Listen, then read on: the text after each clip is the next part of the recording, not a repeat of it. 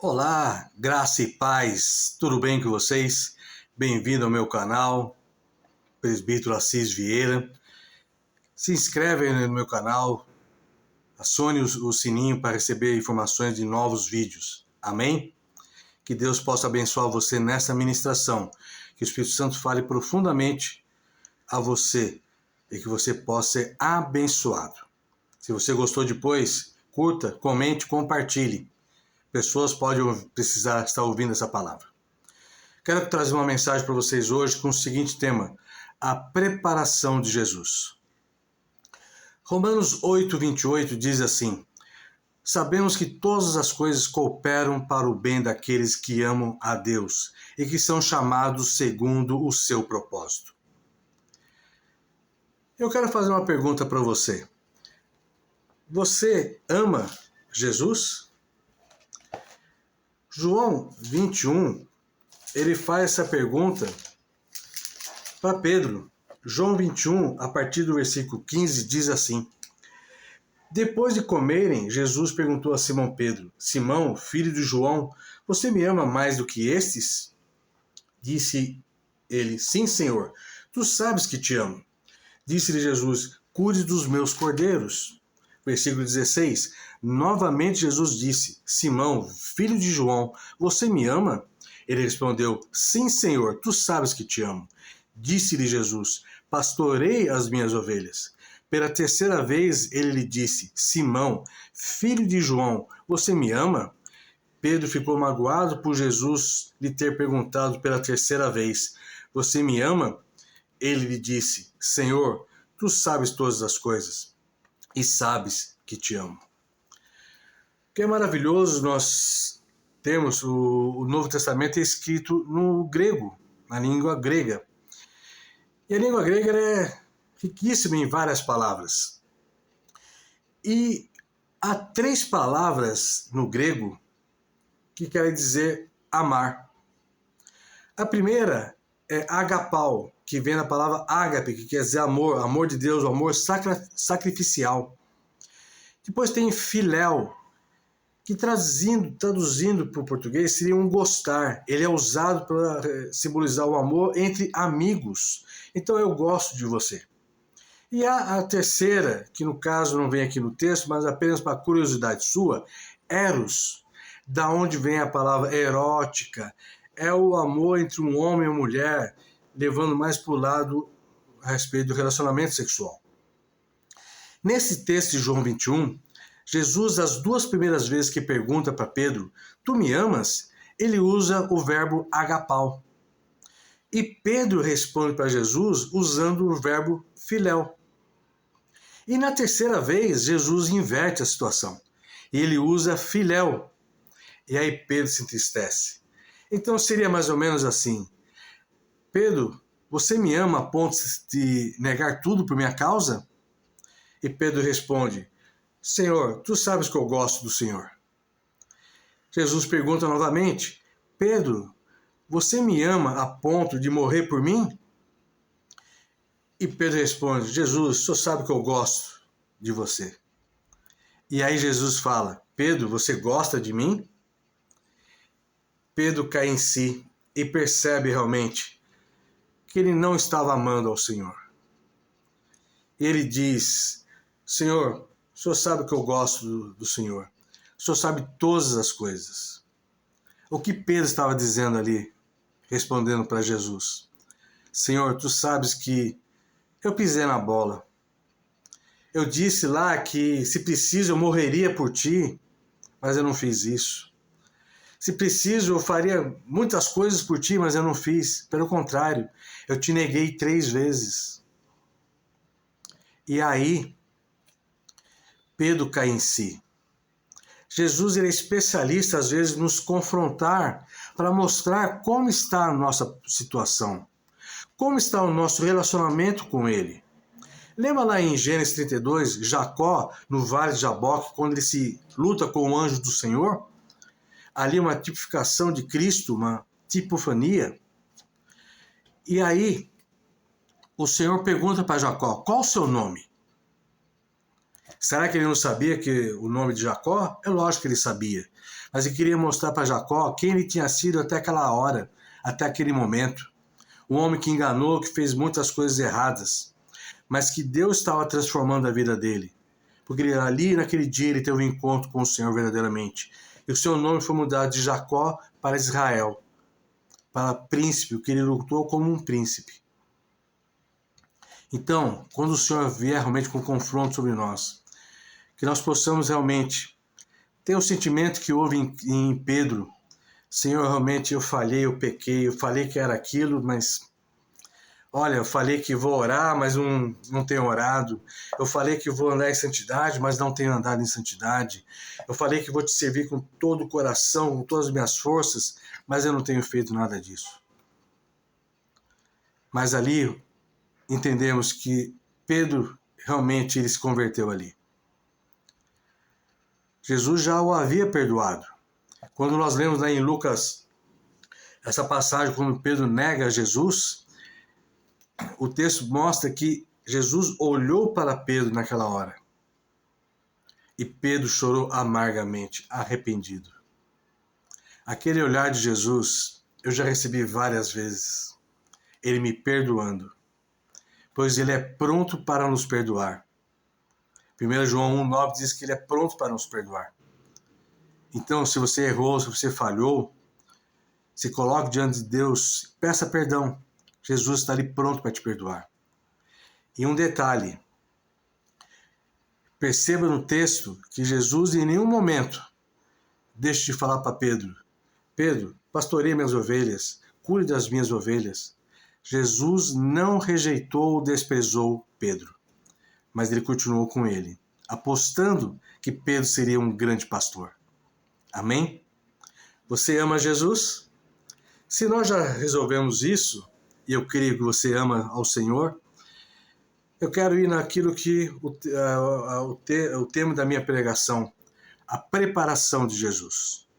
Gênesis 37, nós vamos ver a preparação de um grande homem do Velho Testamento, José. Gênesis 37, a partir do versículo 5, diz assim: Certa vez José teve um sonho, e quando contou a seus irmãos, eles passaram a odiá-lo ainda mais. Ouça o sonho que tive, disse-lhes. Estávamos amarrando os feixes de trigo no campo, quando meu feixe se levantou e ficou em pé, e os seus feixes se ajuntaram ao redor do meu e se curvaram diante dele. Seus irmãos lhe disseram, então você vai reinar sobre nós? Quer dizer que você vai nos governar?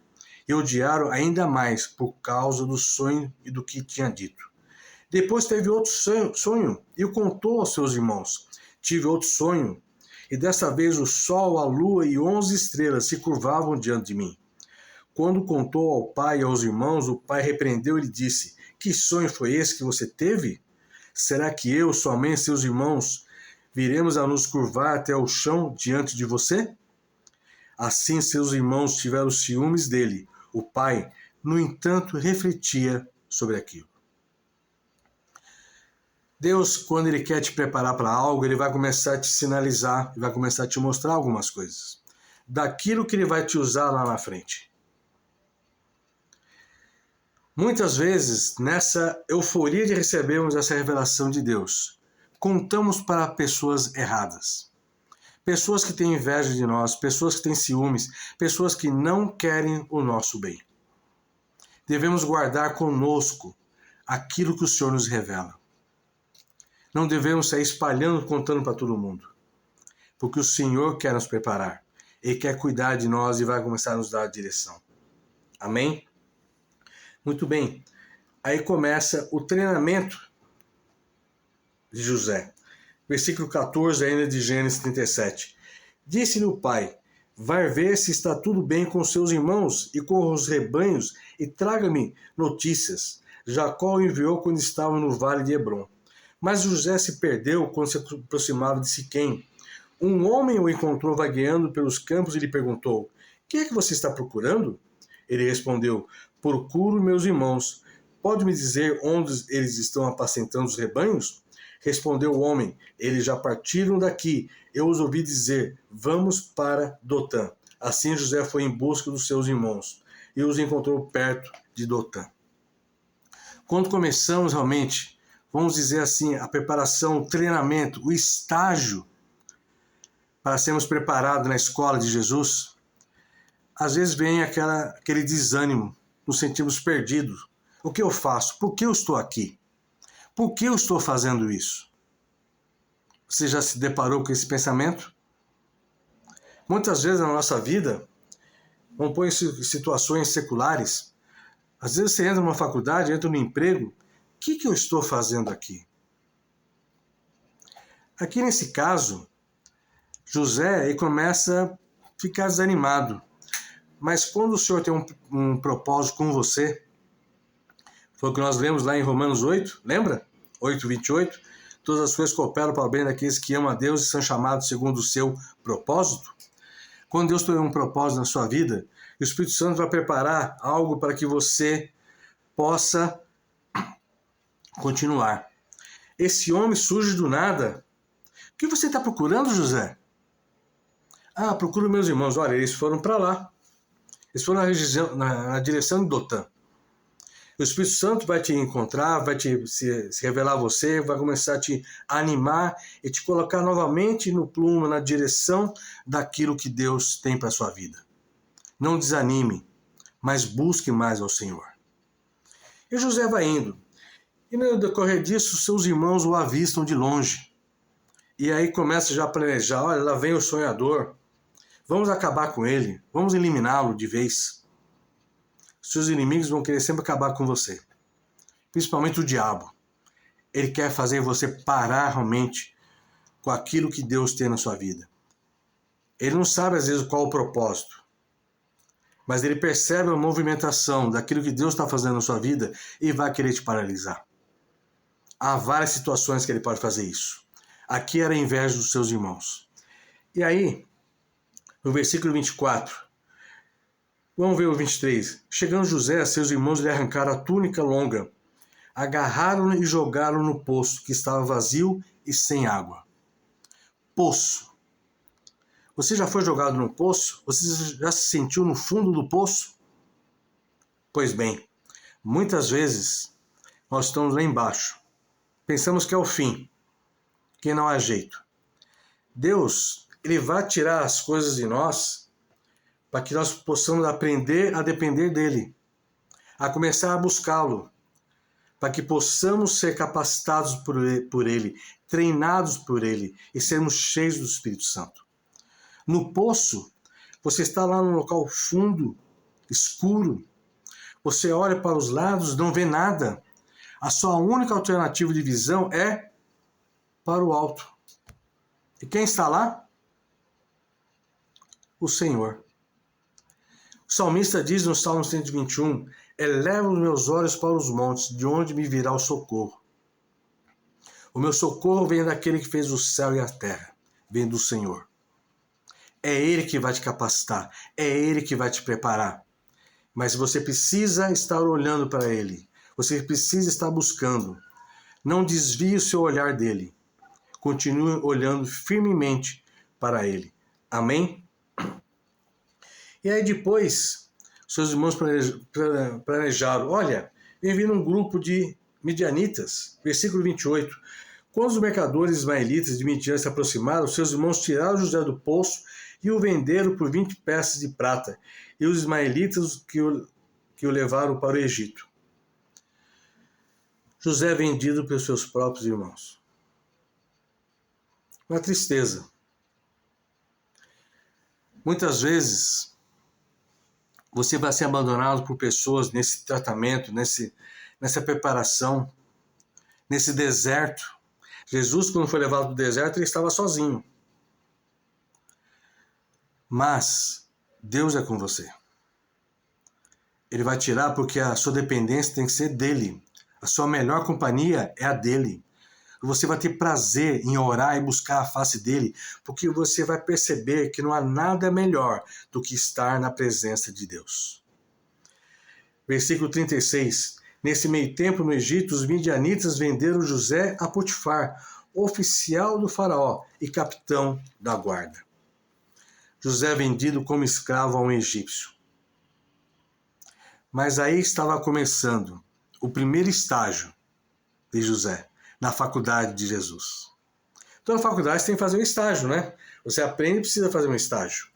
E aí tá, esse é o primeiro estágio de José. Pulemos para Gênesis 39, versículo 2. Vamos ler a partir do 1. José havia sido levado para o Egito, onde o egípcio Potifar, oficial do faraó e capitão da guarda, comprou dos ismaelitas, que o tinham levado para lá. O Senhor estava com José, de modo que esse prosperou e passou a morar na casa do seu senhor egípcio. Quando este percebeu que o Senhor estava com ele e que o fazia prosperar em tudo que realizava, agradou-se de José e tornou-o administrador de seus bens. Potifar deixou a seu cuidado a sua casa e lhe confiou tudo o que possuía. Desde que o deixou cuidando de sua casa e de todos os seus bens, o Senhor abençoou a casa do egípcio por causa de José. Quero te chamar a atenção para você guardar uma palavrinha aqui. Tá? No versículo 4. Agradou-se de José e tornou-o administrador. Guarda essa palavra, administrador. Muito bem, José estava como escravo na casa de Potifar. Mas como o Senhor era com ele era abençoado. E Potifar percebeu isso. E Deus abençoou a Potifar. Então ele colocou como administrador de tudo que Potifar tinha ali. Aprendemos uma grande lição com isso. Você ora pela sua empresa onde você trabalha? Você abençoa a empresa? Você abençoa o dono da empresa? Você abençoa o seu patrão, seu chefe, seu gerente?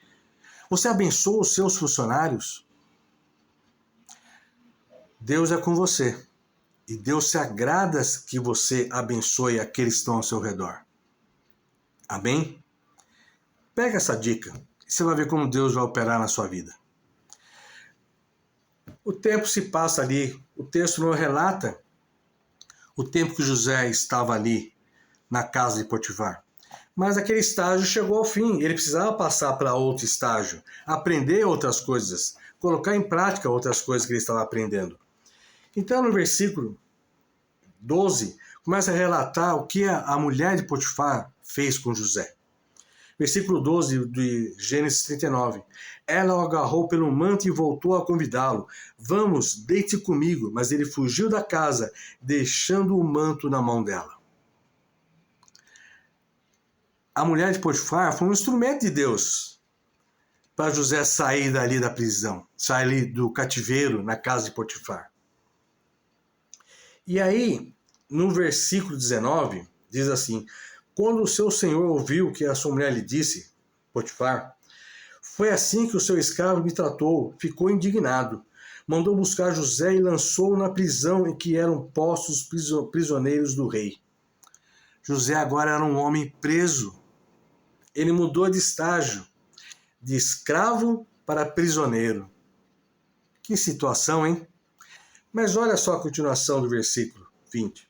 José ficou na prisão, mas o Senhor estava com ele e o tratou com bondade, concedendo-lhe a simpatia do carcereiro. Por isso o carcereiro encarregou José de todos os que estavam na prisão e ele se tornou responsável por tudo que lá sucedia.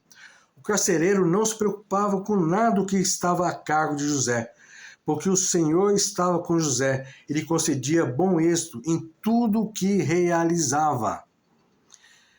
Quando Deus está com você, tudo aquilo que você faz, você vai fazer com êxito, com graça, com sabedoria, com excelência. E você vai ser elogiado. Você vai ser abençoado. Creia nisso. Amém?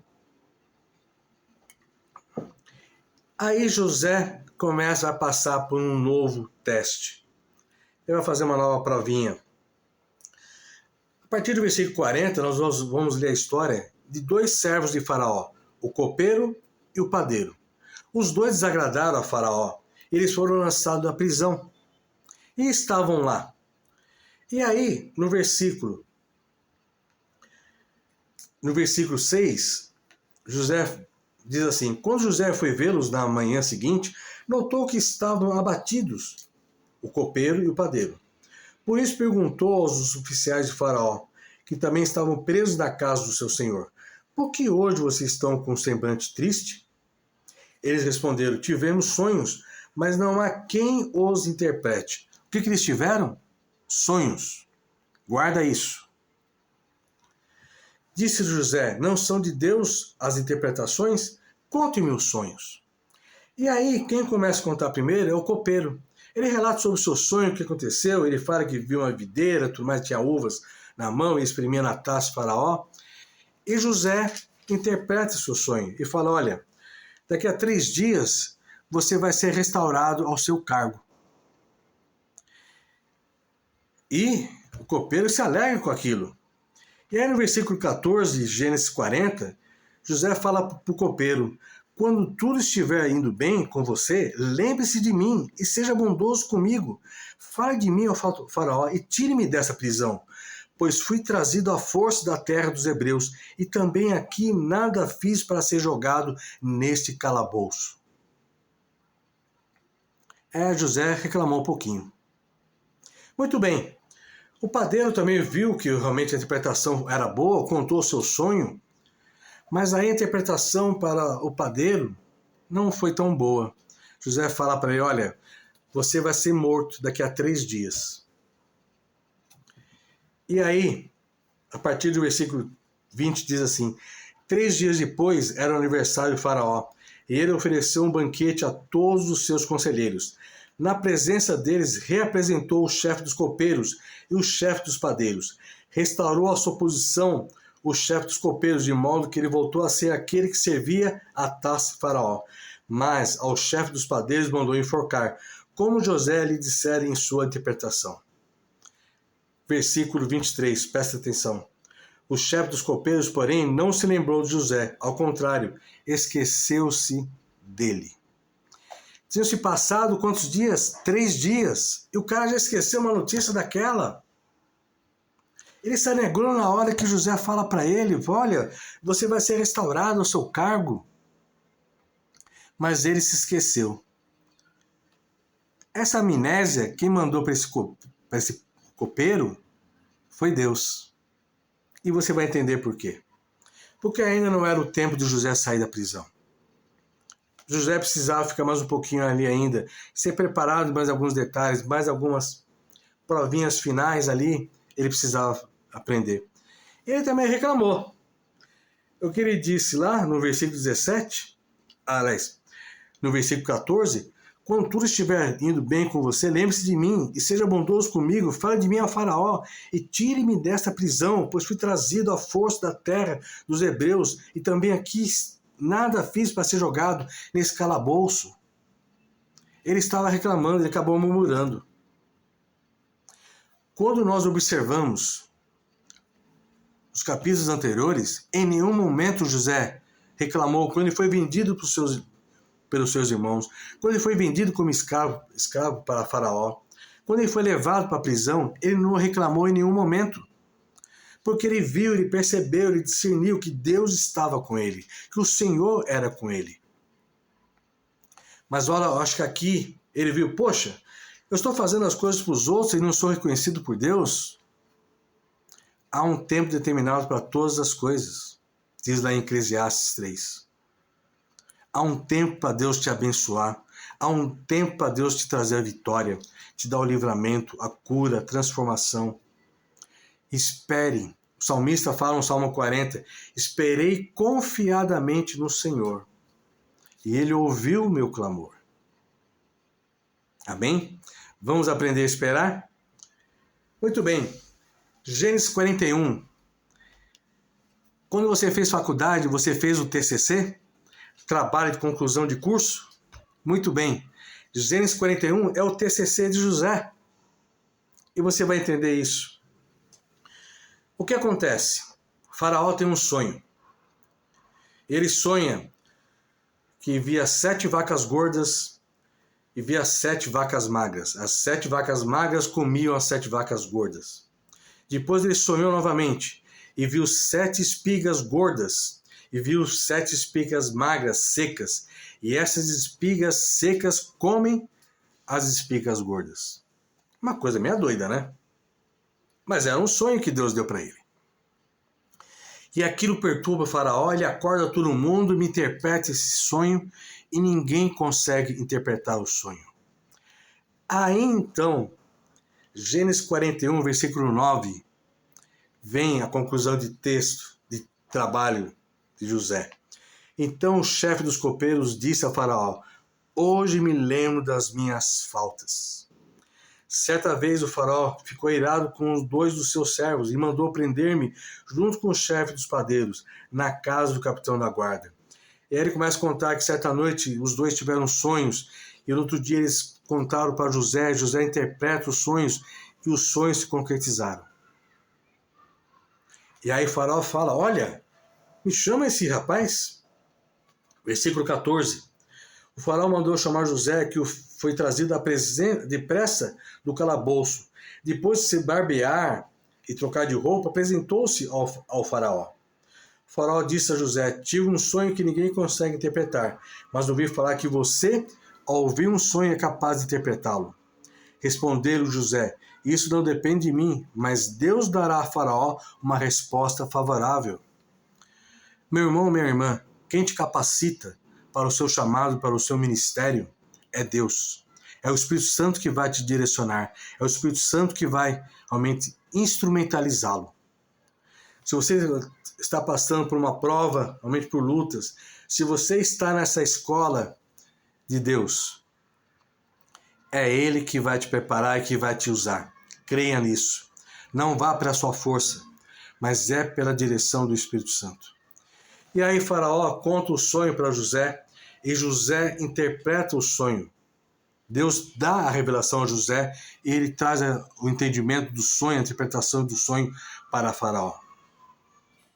E aí, a partir do versículo 33, José fala o seguinte: procure agora o Faraó um homem criterioso e sábio e ponha no comando da terra do Egito. Lembra lá no primeiro estágio, uma palavra que eu pedi para você guardar? Era o quê? Administrador.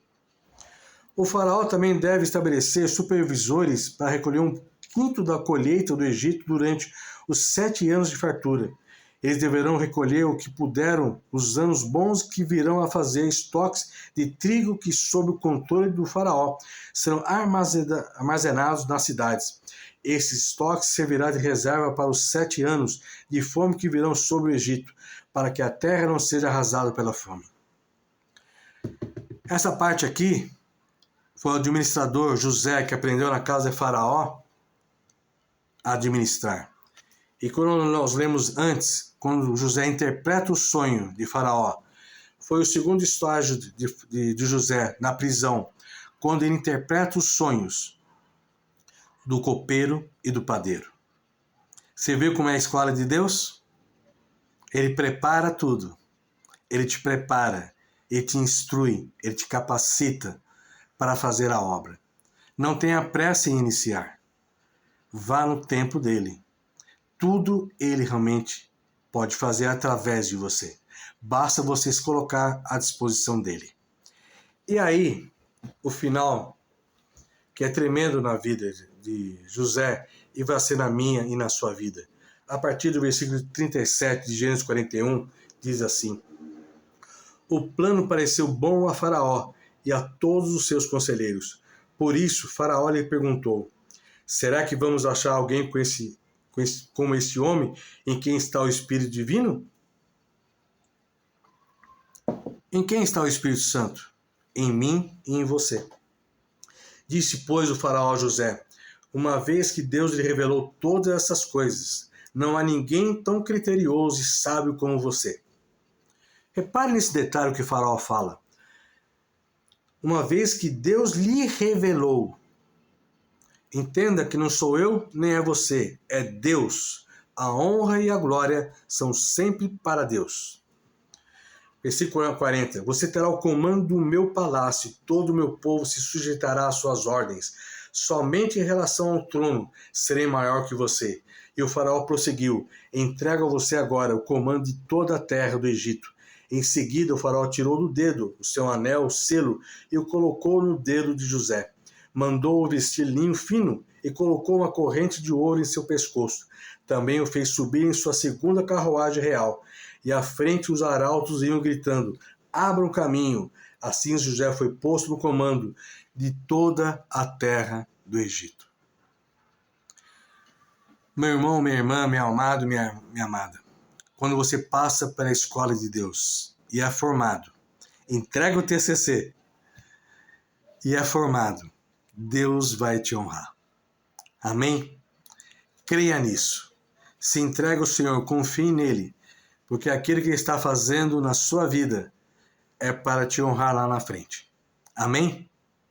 Espero que o Espírito Santo tenha falado ao seu coração e que realmente você possa meditar nisso e buscar cada dia mais e mais ao Senhor. Amém? Fique na paz, que Deus te abençoe, em nome de Jesus.